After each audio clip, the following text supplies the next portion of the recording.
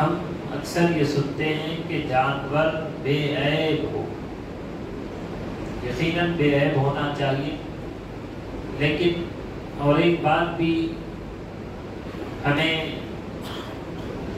جاننا چاہیے کہ صرف جانور بے عیب نہ ہو، بلکہ جانور کو جس مال سے خریدا جا رہا ہے وہ بھی بے عیب ہونا چاہیے، حرام نہیں ہونا چاہیے، حرام مال سے قربانی نہیں ہو۔ اجتماعی قربانیاں ہوتی ہیں، کئی ایک لوگ حصہ لیتے ہیں، انہیں خیال رکھنا چاہیے کہ حرام مال اس میں داخل نہ ہو۔ 6 کے حلال پیسے ہیں، ایک کا حرام ہے، تو 6 کی بھی قربانی نہیں ہو۔ تو اس سے حلال پیسوں کی اہمیت کا پتہ چلتا ہے۔ قربانی جب بھی لیں، قربانی کا جانور لیں یا حصہ لیں، تو سب سے پہلے یہ خیال رکھنا ہوگا مال بھی بے عیب ہو، حرام نہ ہو، حلال ہو۔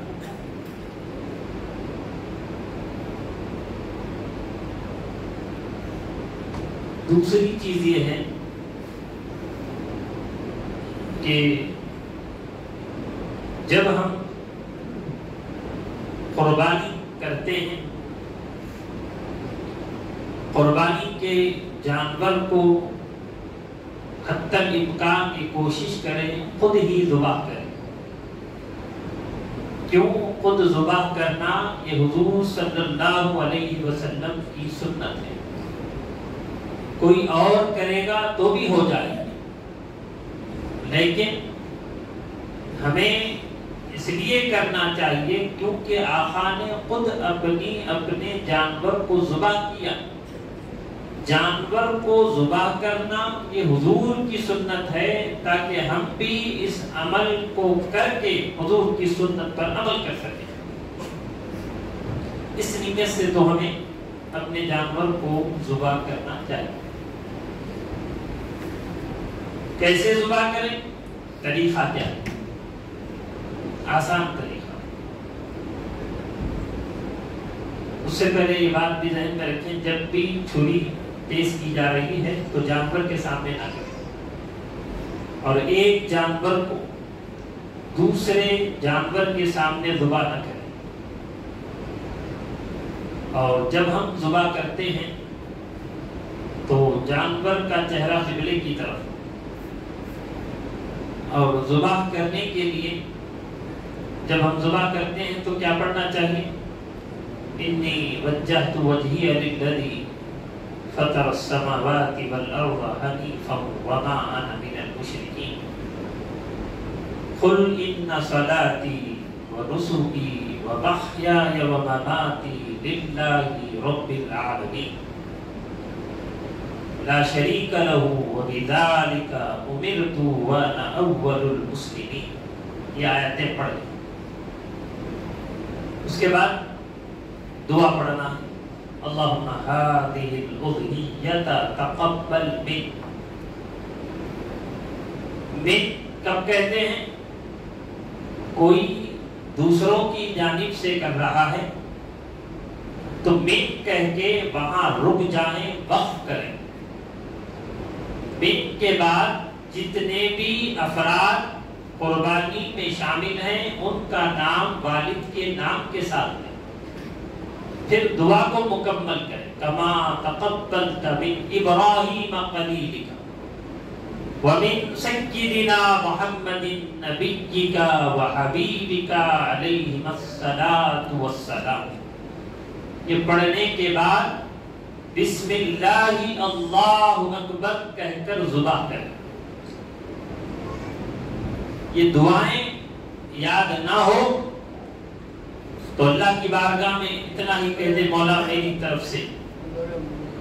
پھر جن کا نام لینا ہے، 6 افراد جو شامل ہیں، ان کا نام والد کے نام کے ساتھ لیں، اللہ کی بارگاہ میں دعا کریں کہ مولا اس قربانی کو تو اپنی بارگاہ میں قبول فرما، کہہ کر بسم اللہ اللہ اکبر کہہ کر دعا کریں۔ بسم اللہ اللہ اکبر کہنا شرط ہے، لازم ہے۔ کوئی بسم اللہ اللہ اکبر نہیں پڑھے گا تو جانور حلال نہیں ہوگا. جانور حلال ہونا ہے تو ہمیں بسم اللہ اللہ اکبر پڑھنا ہوگا. صرف ہم کو ہی نہیں، بعض اوقات ایسا ہوتا ہے عادت نہیں ہوتی کہ بڑے جانور کو ذبح کیا جائے. جب بڑے جانور کو مالک ذبح کرتا ہے تو ہاتھ تھرتھراتے ہیں، گھبرا جاتا ہے، اس کے اندر ایک خوف پیدا ہوتا ہے. کیوں؟ عادت نہیں ہوتی. تو وہ کیا کرتا ہے؟ یہ اہم مسئلہ میں آپ کے سامنے رکھ رہا ہوں. وہ کیا کرتا ہے؟ خزائی کو کہتا ہے کہ تم بھی میرے ساتھ چھری کو ہاتھ لگاؤ تاکہ میرا ہاتھ نہ ہلے، تاکہ ذبح کرنے میں غلطی نہ ہو، کیونکہ مجھے ذبح کرنے کی عادت نہیں ہے، خاص کر وہ بھی بڑے جانور. اب مالک نے چھری کو ہاتھ میں پکڑا، ساتھ ہی خزائی نے چھری کو ہاتھ لگایا، تو اب دونوں کو بسم اللہ اللہ اکبر پڑھنا پڑے گا. اگر خزائی یہ سمجھ لے مالک نے پڑھ لیا کافی ہے، یا مالک سمجھ لے خزائی نے پڑھ لیا کافی ہے، تب بھی جانور حلال نہیں ہوگا. جتنے افراد کا ہاتھ چھری پر لگا ہو ان کو بسم اللہ اللہ اکبر پڑھنا لازم ہے، ضروری ہے. اگر ایک بھی نہیں پڑھے گا تو جانور حلال نہیں ہوگا. یہ نازک مسئلہ ہے، اس کو ہمیں سمجھنے کی ضرورت ہے.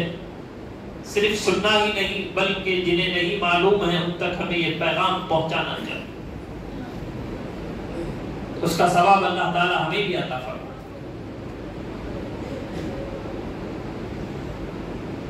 ایک بھی نہیں پڑھے گا تو جانور حلال نہیں ہوگا.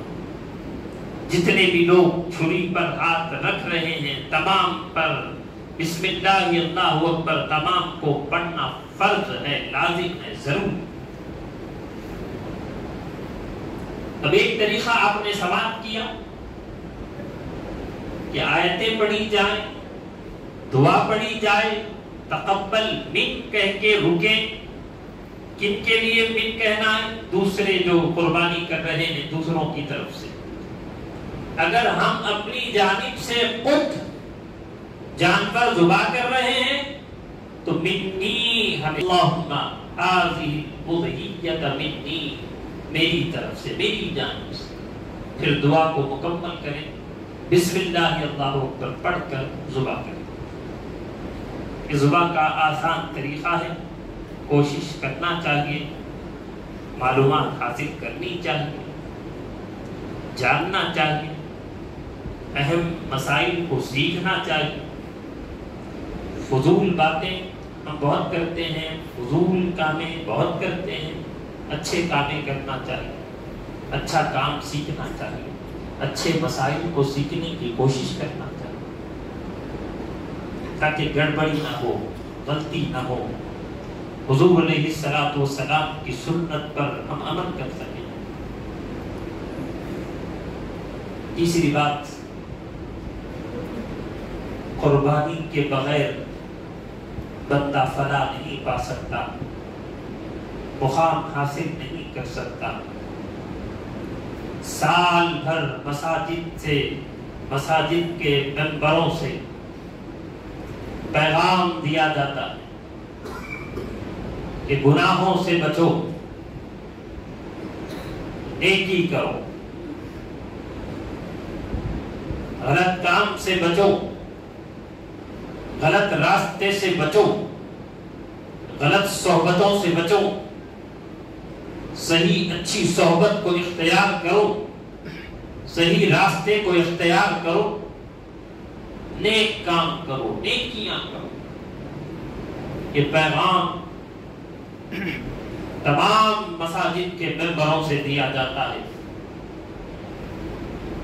لیکن یاد رہے قربانی کے بغیر نیکی ناممکن ہے. اب سوال پیدا ہوتا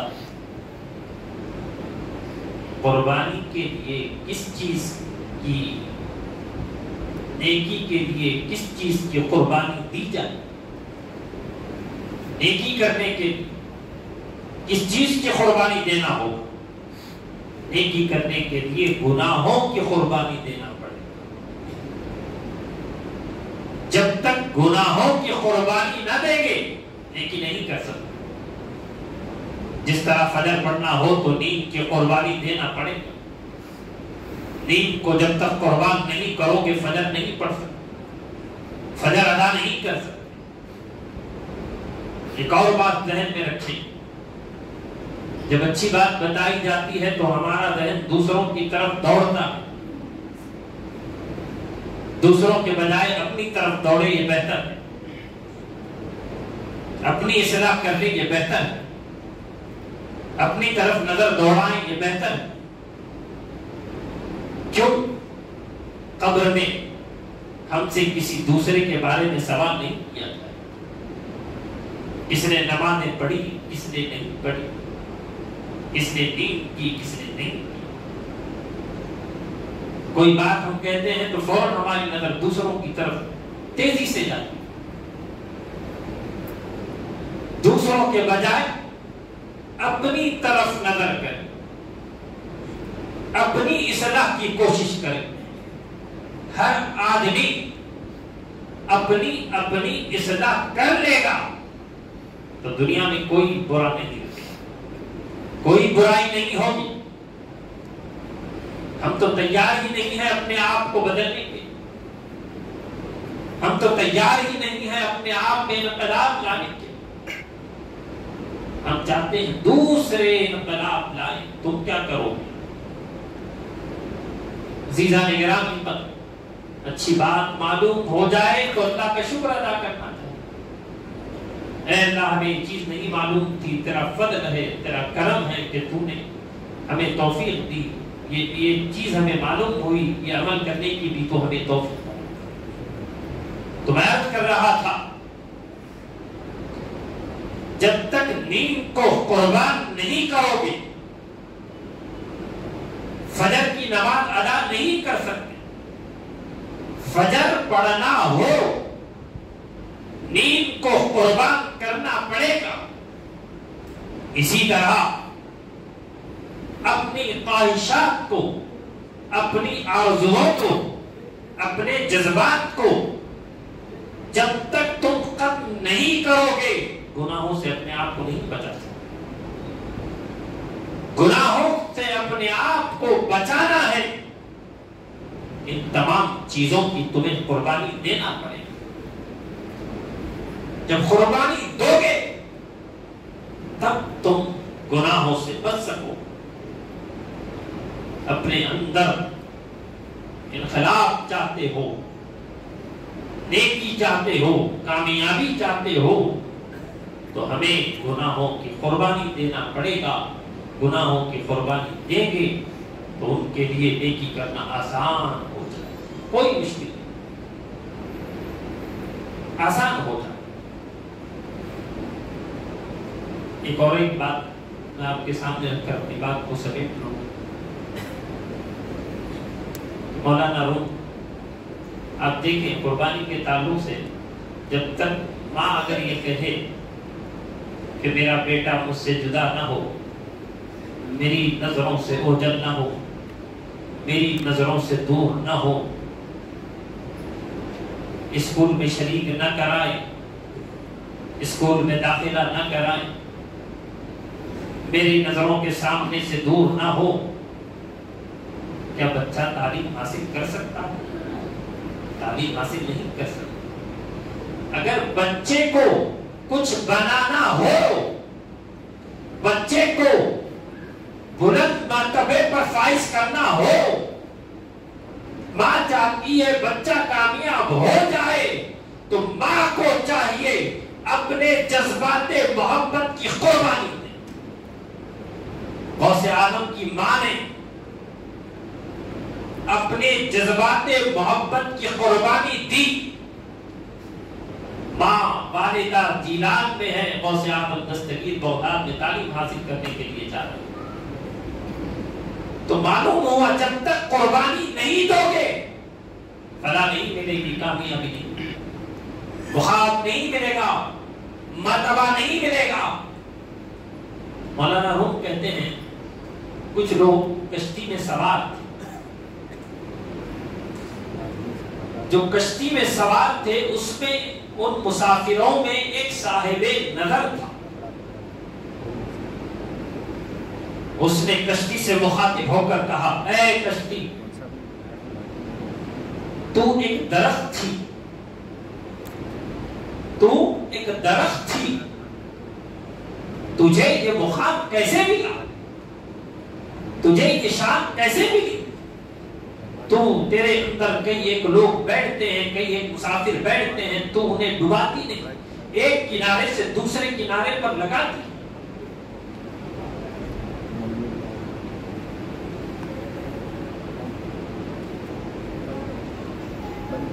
ایک کنارے سے دوسرے کنارے پر تو لگاتی ہے۔ اے کشتی، تجھ میں یہ انقلاب کیسے آیا؟ تجھے یہ کیسے مقام ملا؟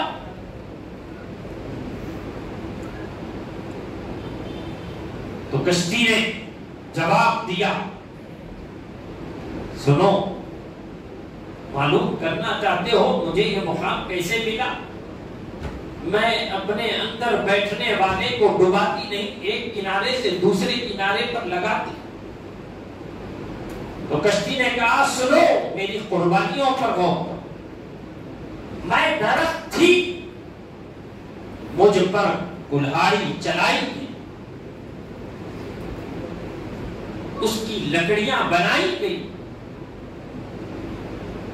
پھر خاص تختے بنانے کے لیے مجھ پر آرا چلایا گیا، میں نے آرے کے دندانے کو اپنے اوپر برداشت کیا۔ پھر کشتی کہتی ہے کہ سنو، اس خاص تختوں کو جوڑنے کے لیے میرے سینے پر کیلے ٹھوکے گئے، میں نے ان کیلوں کی تکلیف کو بھی برداشت کیا، تب جا کر مجھے یہ مقام ملا کہ مجھ میں بیٹھنے والے کو میں ایک کنارے سے دوسرے کنارے پر لگا۔